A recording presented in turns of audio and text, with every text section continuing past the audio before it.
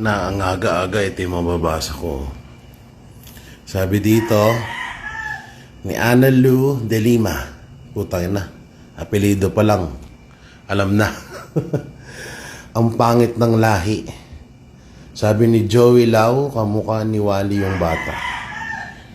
Tangina nyo, kung galit kayo kay Bossing Vic Soto or kay Pauline Luna, o sabihin na natin galit kayo kay Tito Soto, huwag nyo idama yung bata.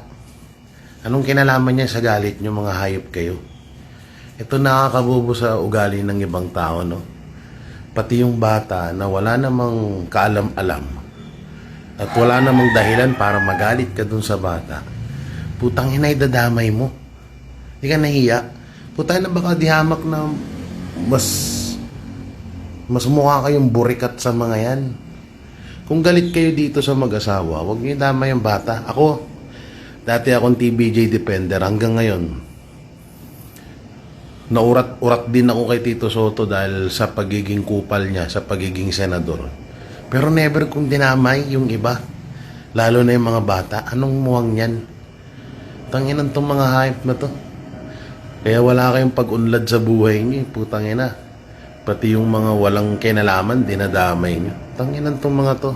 Shoutout kay Ana Lu de Lima, tsaka kay Joey Lau. Oo. Di pa kayo magkamatay, hype kayo.